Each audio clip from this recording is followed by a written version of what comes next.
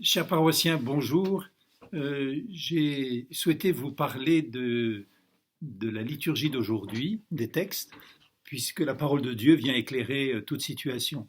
Hier, on nous parlait de la colère de Dieu, et c'est vrai que le temps que nous vivons peut exprimer d'une certaine manière la colère de Dieu, et qui nous invite à réfléchir à la situation présente, à changer notre manière de vivre. La colère de Dieu, elle s'exprime lorsque nous ne voulons rien entendre, lorsque nous ne voulons pas bouger, lorsque le témoignage de sa tendresse nous laisse indifférents. Et la colère, comme d'une famille, celle du papa qui veut toucher le cœur de ses enfants, les remuer pour qu'ils se rendent compte que ça ne va pas. Eh bien, nous avons à réfléchir. Alors, le cardinal Schönborn disait qu'on ne pourrait pas vivre après le confinement comme nous vivions avant. Donc, c'est une immense réflexion collective qui se prépare, qui s'annonce, et nous avons chacun à réfléchir, et ensemble aussi en communauté chrétienne, pour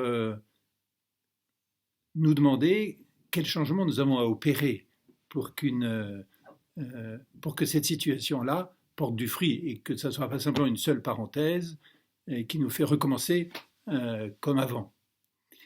Il y a vraiment un changement de vie dans notre style de vie, dans notre manière d'être ensemble, dans notre manière de gérer l'économie aussi. Le président Emmanuel Macron y a fait allusion dans sa première annonce au sujet du confinement. Bien, une réflexion donc à tous les niveaux, personnel, familial et puis aussi national. Et il faudra participer à cette réflexion. Nous, surtout communauté chrétienne, avec ce que la parole de Dieu peut nous apporter comme capacité de réflexion et de changement. Et puis la liturgie d'aujourd'hui est intéressante parce que le premier texte, notamment de la sagesse, nous dit vraiment, nous dessine l'image du Christ qui est insupportable pour ses concitoyens d'une certaine manière, même si le mot n'est pas exact, de ses coreligionnaires, parce qu'il est le juste et la sainteté, évidemment, nous montre notre propre limite. Et alors, il est livré aux bourreaux qui vont éprouver, nous dit le texte, sa sagesse et sa patience pour voir s'il est vraiment, s'il vient vraiment de Dieu.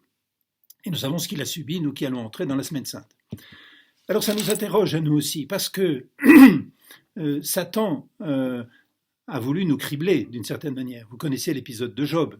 Hein, Satan l'a réclamé pour savoir si vraiment il serait juste aux yeux de Dieu.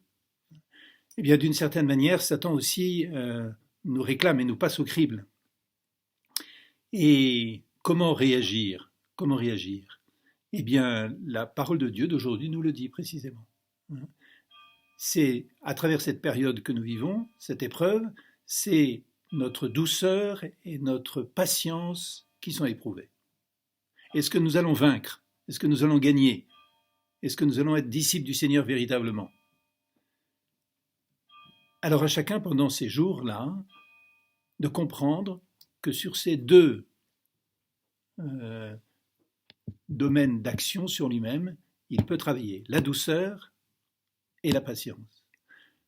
La douceur entre nous, dans des situations confinées qui ne sont pas faciles, et puis la patience, sachant que le Seigneur sera le vainqueur avec nous.